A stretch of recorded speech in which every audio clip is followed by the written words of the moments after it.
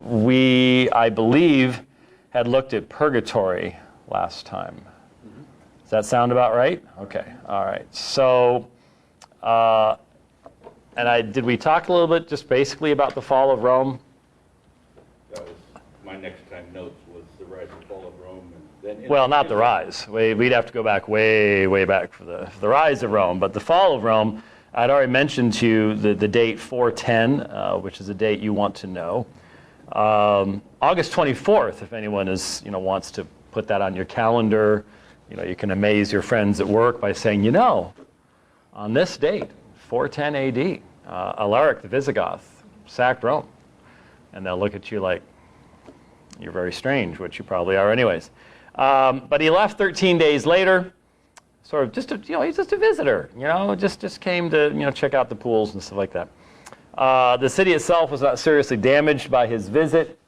In 451 to 453, Attila the Hun. Yes, you've heard of Attila the Hun.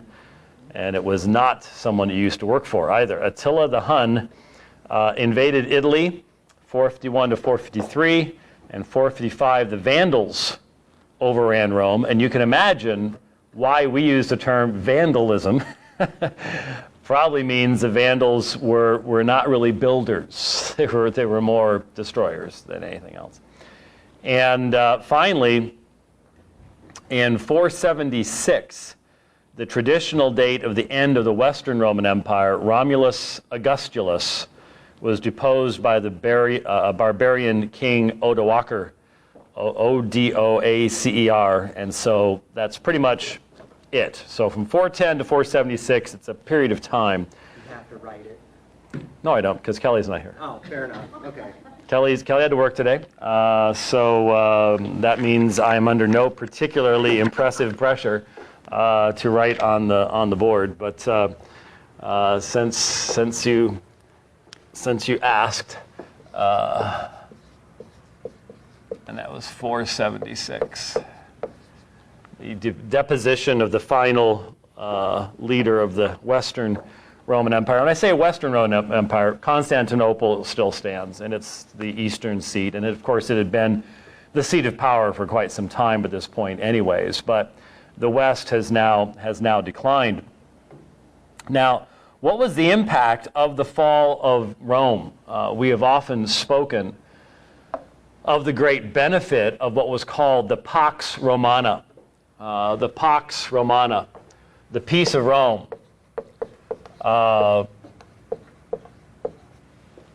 It does seem that if you wanted the gospel to go out in the fastest, widest way it could, this was a particularly providentially blessed time in the first century for that to happen. There's a tremendous amount of trade.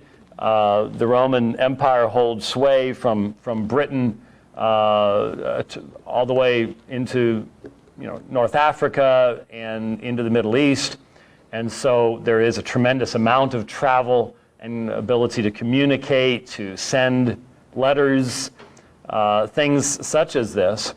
But once that ends, you end up with petty little kingdoms, fiefdoms, lots of little wars going on, and travel becomes something that is extremely difficult.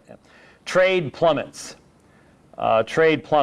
As I've mentioned to you, by the time we get into the heart of the medieval period, the average person in the medieval world never moved more than 7 miles from the place of their birth. Therefore, the world became a very small place for the vast majority of people, as well as, obviously, your knowledge of other places would diminish commensurately.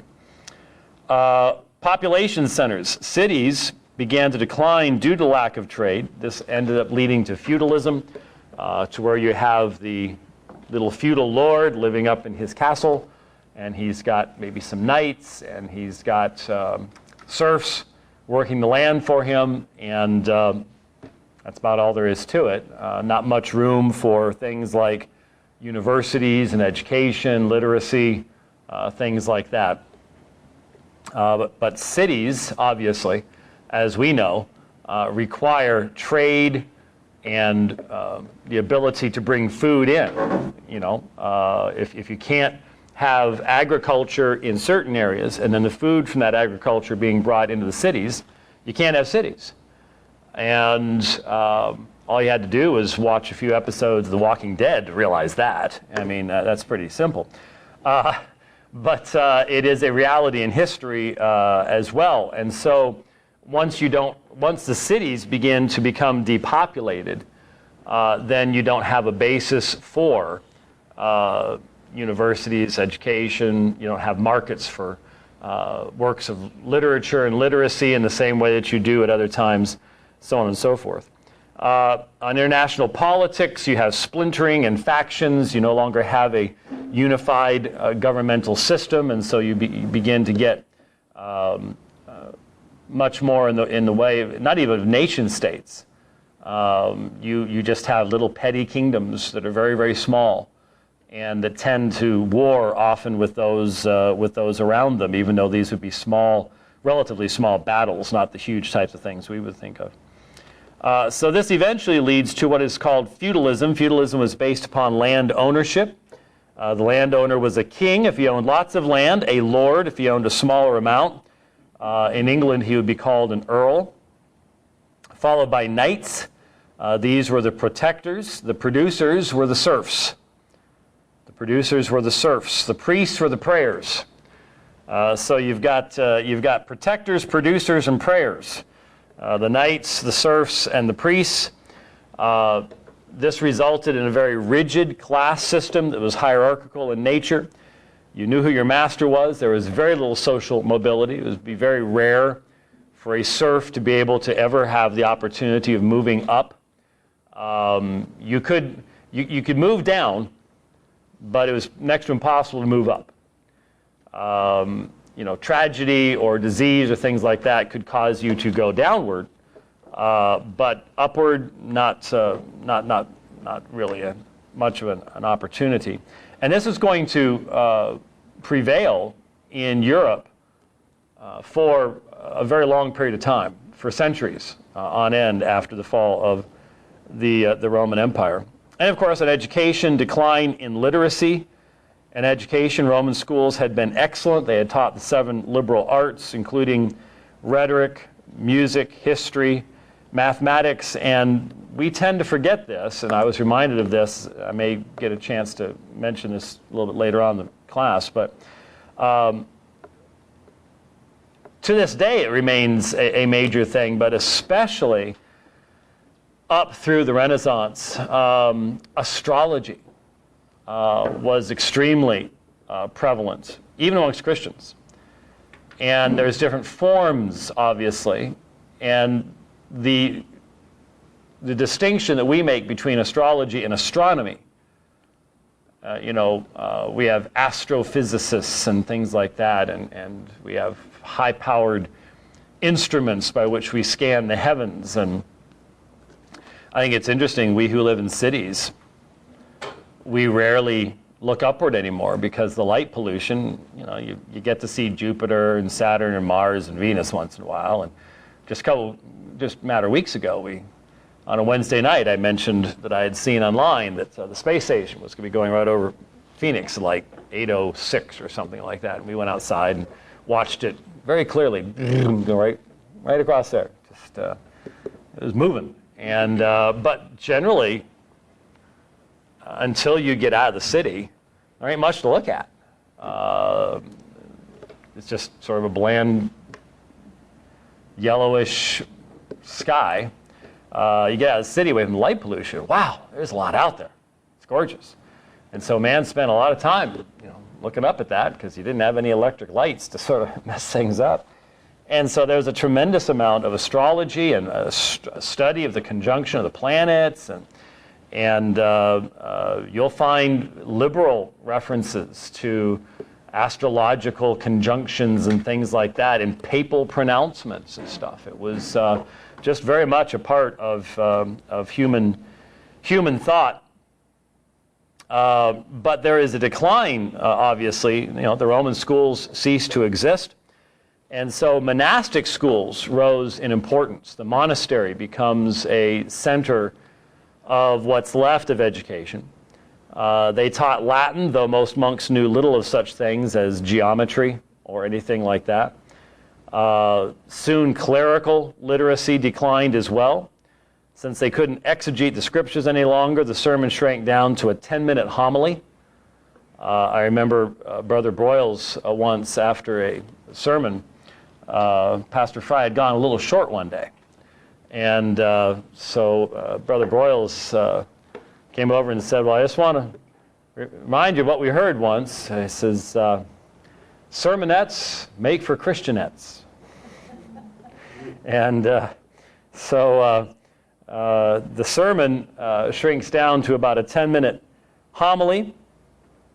And this resulted in a great rise in bringing in teaching aids into the church, like statues, frescoes, pictures, and of course the stained glass windows of so many medieval churches that we would see were a part of the reality that in many instances 95% of the people in the church couldn't read a book, but they could look at a window. And so it was a matter of, you'll see these windows, you'll have the 12 apostles. So in other words, picture books. If you can't read the book, I'm reminded Wednesday night we were talking with the good doctor historian who's going to be hopefully publishing a book. And Pastor Fry said, is that on the same topic you gave me a paper on that I couldn't read? And he said, well, similarly, it might be a little bit easier for the layperson to read. And Pastor Fry said, will it have pictures? And Brother Bart said, yes, it will. And Pastor Fry was like, yes, great. Well, there you go. There is an illustration of why we ended up with stained glass windows with all sorts of stories being told in them, as they were literally a means of teaching. Now, I don't have this in my notes. I'm going to have to add it in. These notes are very, very, very old, not like history has changed much. But I am attempting to do a little more, fresh study after, many years in preparation for next couple of weeks in Germany. I'm going to be asked to be speaking in a lot of different places, and so one of the things that I've always recognized was a very important element to the rise of the Reformation, and hence I wanted to do some extra study on it, was the Black Plague. It was never the Black Death. It wasn't called that at the time. At the time it was called the Great Mortality. Or just the plague, the Great Mortality, and the bubonic plague, as we would describe it today. And so I've been reading. I've about a book and a half so far, a book and a quarter on the subject, and it's wonderfully depressing and at times rather disgusting in its descriptions of things. But especially when you come to discover something. Little side note here.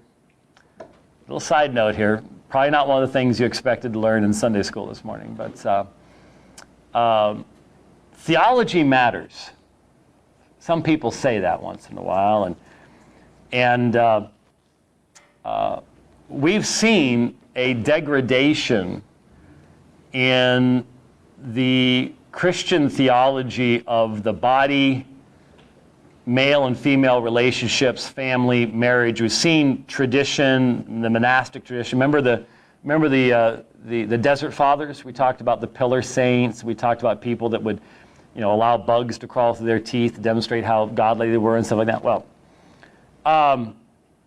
this resulted in a perspective in Western European society that, well, let's put it this way.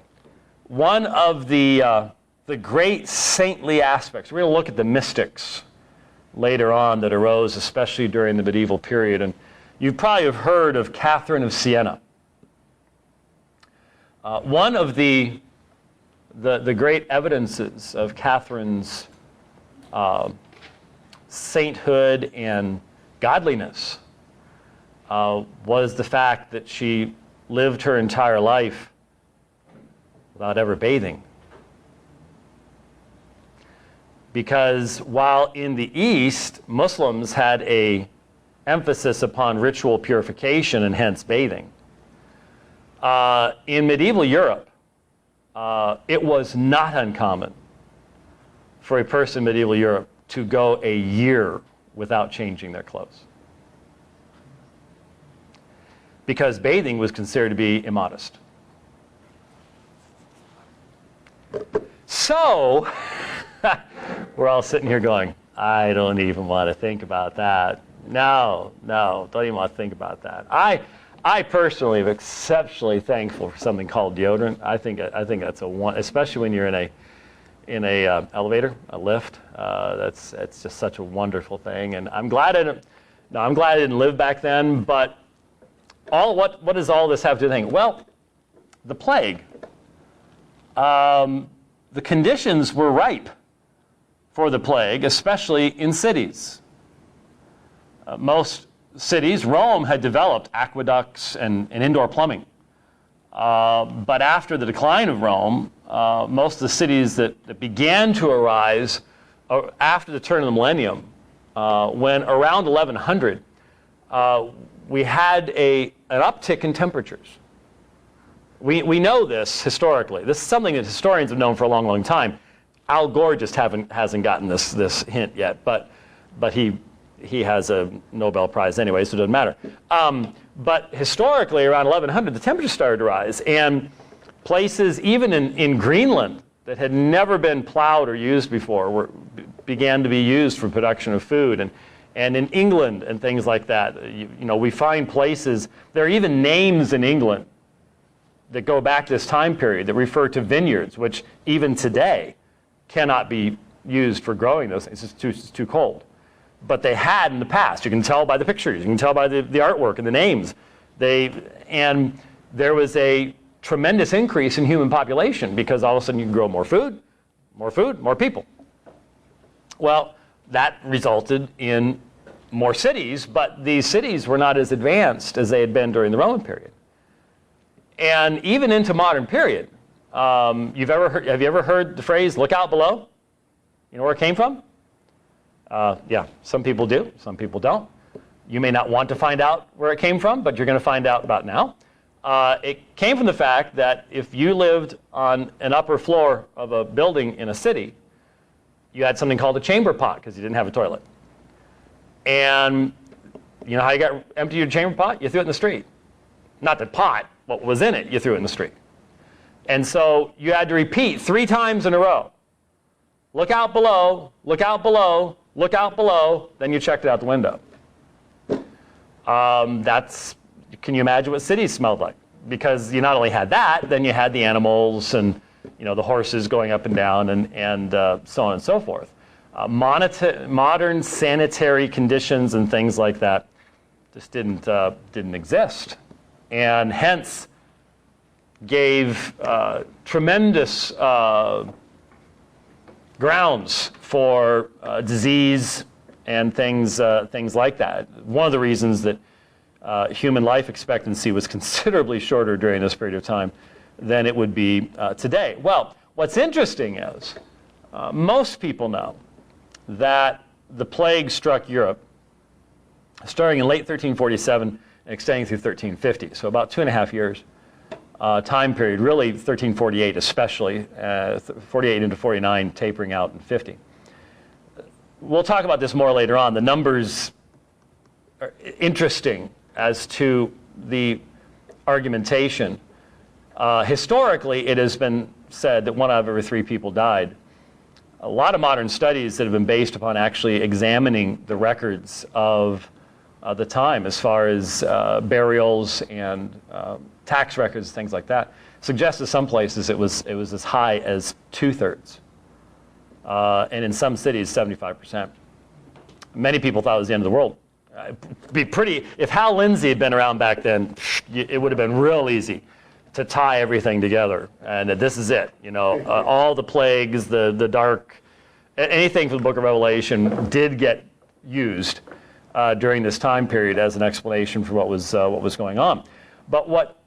And most people know that while it disappeared for a while, it would come back in smaller waves all the way through. The plague struck in Strasbourg in 37, 38, 39. I'd have to look. It was when Calvin was there. He'd been kicked out of Geneva. And he risked his life to minister to the parishioners in the French congregation there where he was pastor before he was called back to Geneva. We'll look at that later on in Calvin's life. But there was a large spate of the plague starting in the late 1800s. So it's come and gone, but the big one that reshaped European culture, late 1347 to 1350. But what most people don't realize, is I'm not skipping that far ahead, is that there's pretty clear evidence that the plague had hit Europe before that, and specifically right around the time period we are right now, and that was around 540. The plague hit Europe. It was devastating. However, because the population, for a plague like that to maintain itself, there has to be enough people. The fleas on the rats, the specific carrier was Rattus rattus, which is why we call them rats. That's a specific genus and species, Rattus rattus. Once they wipe out the rats, then they don't like human blood, but it's better than nothing. And when all the rats are gone, you go for humans. And then once the human population gets thinned out, it can't continue. And so it doesn't seem to have been as devastating, simply because there weren't as many people as there would be in the 1300s. But still, you're still talking about mortality rates that are just unbelievable. The different forms of the plague, and it's hard for us to look back and know exactly which form it was, but we know the bubonic plague would have a mortality rate around 70%. The pneumonic form, which infected the lungs, 98 to 100. Some people just say there's absolutely no evidence that anyone ever survived that. And then if you were bitten by an infected animal, 100% and within 12 hours. Wow. I mean, just boom, unbelievable. So you can understand how the stories of God's wrath, just even looking, a lot of people said if you just looked an infected person in the eye, you would die. When you don't know the mechanisms, it's easy to understand that. Somewhere around this time period, around 540, the plague strikes in Europe. I don't have any evidence that it struck in where else it struck, but there was some evidence in Europe. So it had hit before, but the true striking would be coming from at another period of time, and so it's just a reminder to us that until the modern period, very, very modern period. I mean, the past 40 years, mankind has been, 60 years. Mankind has just been surrounded by death regularly, and we need to remember how many millions of people died in World War II. That generation is just now passing away, but you're talking worldwide 65 million. When there was an American professor that created a scale of human death events, and World War II is number one in mankind's history. Number two is the Black Death from the 1300s. And then I think World War I after that, because the casualties there were just unbelievable. But I think one of the explanations for a shift in the theological outlook of even evangelicals is due to the fact that we are so isolated from and protected from the presence of death around us. Justification by faith is not nearly as an exciting thing to people who have put all thought of mortality and judgment far away from their everyday thinking. Far away from their everyday thinking. It's not going to happen to me until I'm old and ready for it. And so you don't think about the need of having peace with God and being right with God and the basis of that. And it has an impact. I comment many times. I was speaking in a church in South London 2 weeks ago, less than 2 weeks ago. Last weekend. Yeah, it was actually a week ago yesterday. And, I made the comment then where we were talking about Reformation issues.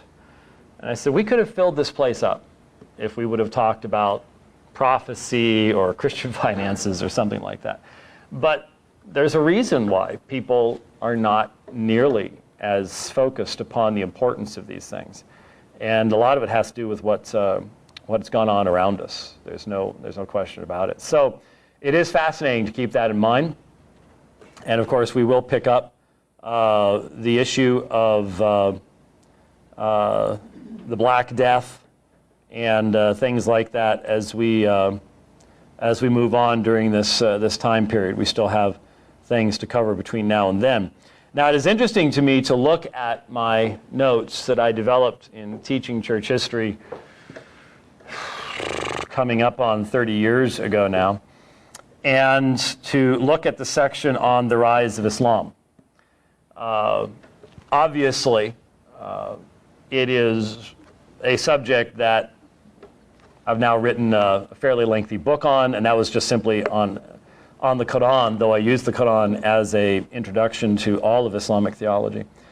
But given the interactions I've been having since, well, my first debate with a Muslim was in 1999, but I've often said that I do not consider that my first Islamic debate. I was simply defending the Trinity. I had not yet begun my studies of Islam in 1999. My first Islamic debate was in 2006 at Biola University in California with Shabir Ali. But I've now done more debates with Muslims than any other group. Roman Catholics are second on that list. For a long time, I figured they'd always be number one. Well, that's not the case any longer, but it's fairly close. It's fairly close, though the Muslims are taking a substantial lead now. But obviously, in the time period, in looking at what was given to me as a student, and again, I had a wonderful church history professor, and very thankful for that introduction that I got. But still, the material was accurate, but it was brief, and there wasn't a whole lot of discussion of the real impact. The very last point of the whole outline was that Islam had a great impact upon the Christian church, but there really wasn't much discussion of exactly how that worked. And I can understand why. This was, initially I think I took my first church history class in seminary somewhere around 1986, I would say. And Islam just wasn't a world-changing subject in 1986. People looking forward who had a keen eye of future events were probably seeing that things were changing. But the global jihad and the rise of groups such as Al-Qaeda or Boko Haram or any of these other groups, ISIS, was yet future, and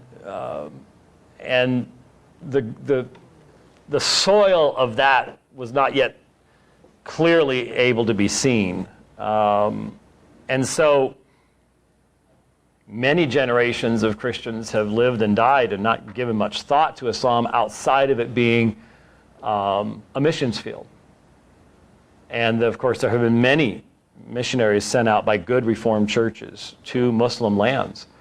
But when Islam was basically a backwater religion, having had there was a period of tremendous Islamic predominance and a very high culture with tremendous emphasis upon science and art, not the drawing of people, but geometric art, science, mathematics, philosophy.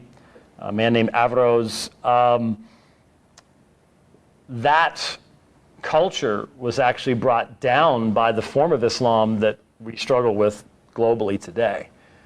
That tends to be destructive rather than constructive. And so it went into this period of great decline, and though it had been during Luther's day, did you know Luther believed in 2 antichrists? We'll get to this later on, but he believed in 2 antichrists. The spiritual antichrist was the Bishop of Rome. The physical antichrist were the Muslims, the Turks, because the Ottoman Empire was spreading westward, and there was great danger. They were knocking on the gates of Vienna, and if Vienna had fallen, there was such, again, disunity in Europe itself that coming up with a unified fighting force against this unified Muslim force was very difficult. And one of the things we'll discover, one of the reasons of opposition to the Reformation, and especially to the Anabaptists, were the Turks, because the Christians who held these positions were seen as traitors against the state, and hence they were assisting the Turks in the destruction of Europe. So the politics were all there. But those empires, especially after World War I, had collapsed.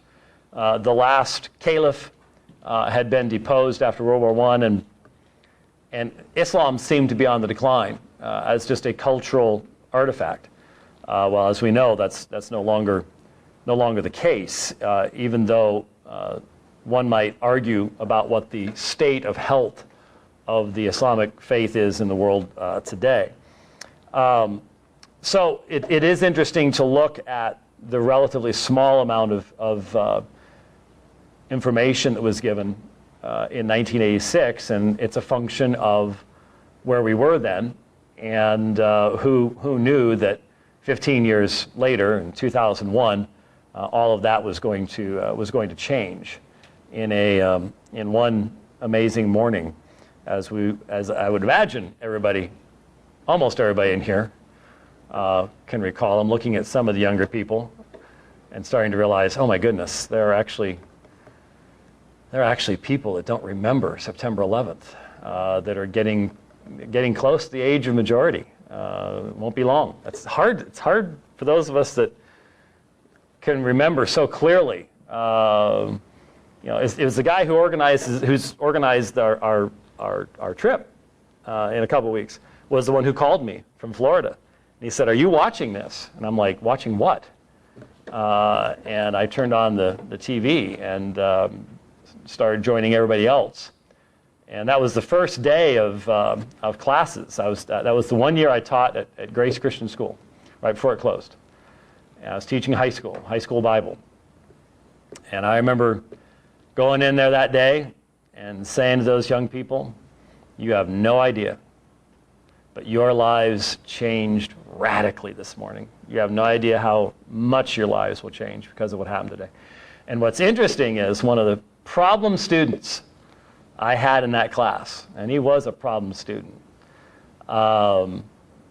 now is a multiple tour bomb disposal expert with the Marines. And he has reminded me of what I said that morning, and has said, "I remember you saying that, and man, looking back now, you were spot on. You were spot on." And it's true. And he's proof that God's grace can do anything. He and Josh are good friends. Josh isn't here to hear all this, but it's been neat to keep in touch with him over the years, and he's a good guy. Anyway, so the rise of Islam. There are people today And there's different ways of spelling Muhammad, sometimes with an O, etc., etc. But basically, 570 to 632 are the dates that are assigned to Muhammad. There are people today who have published books questioning the very existence of a historical figure named Muhammad. There is, for example, a theory that has gained some traction. There's definitely interesting elements to it.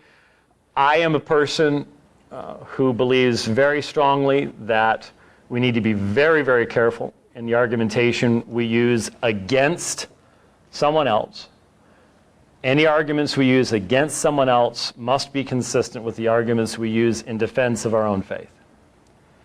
And so I'm not one of those people that is easily impressed by the most radically skeptical arguments that are out there against Islam or Mormonism or whatever else it might be. I think you need to be very careful at that point. There are people who do not believe Muhammad as an individual existed, nor that Islam originated in what is now called Mecca. They point out that there are some rather serious questions about the description of Mecca in the Quran and modern Mecca. And they actually argue, and they've got some very interesting factual argumentation. I don't think that the Muslims have taken this seriously enough yet. But they argue that when you look at a number of the early mosques and what's called the Qibla, the Qibla is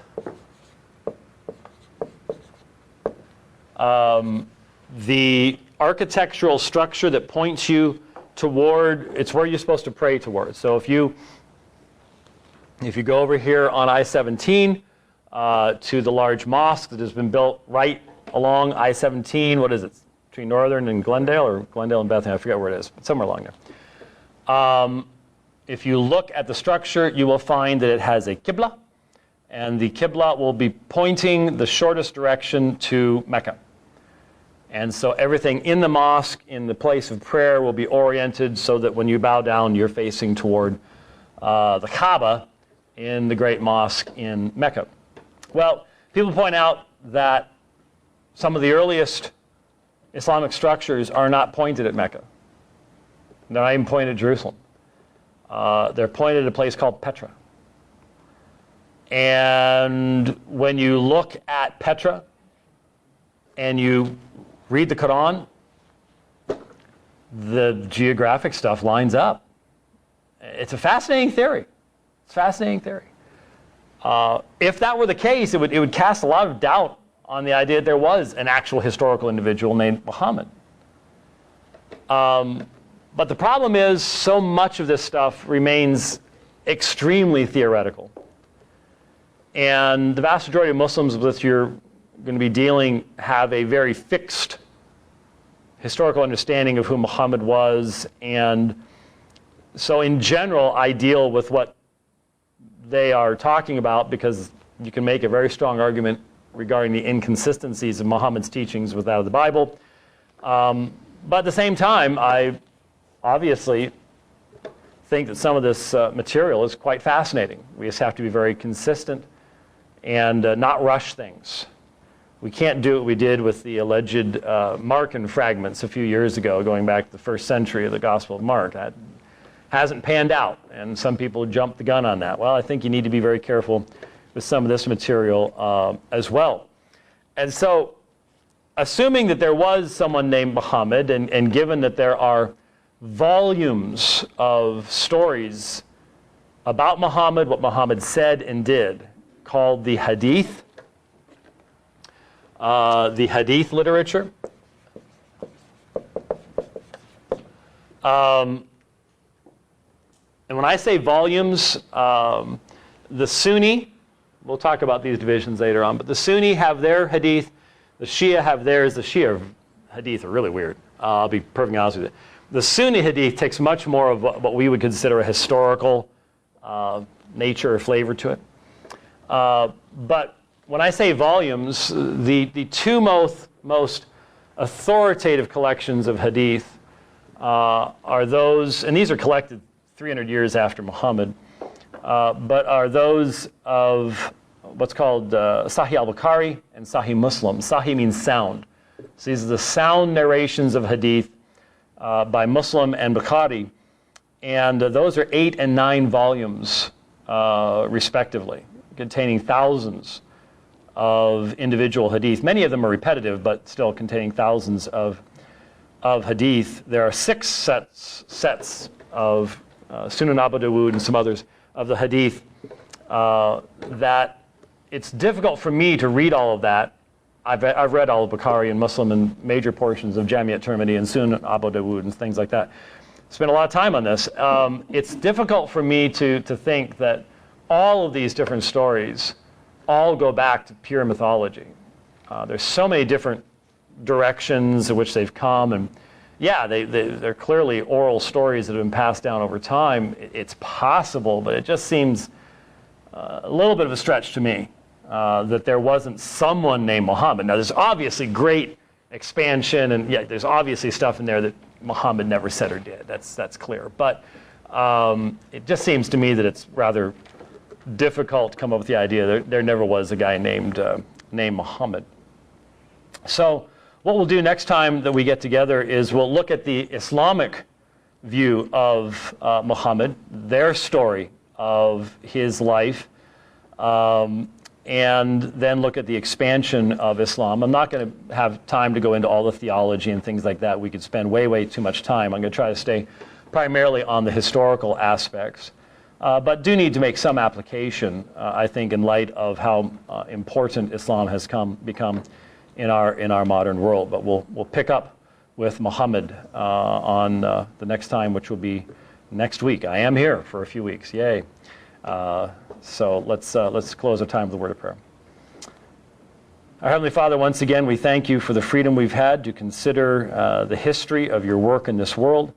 And once again, Lord, we ask you would help us to remember that we might have a solid foundation, not only to be thankful for all you've done, but also as we look forward to recognize that we are a part of this great work, and that we should seek the wisdom of those who've come before us, learn from their mistakes as well as from their successes. Be with us now as we go into worship. We pray in Christ's name. Amen.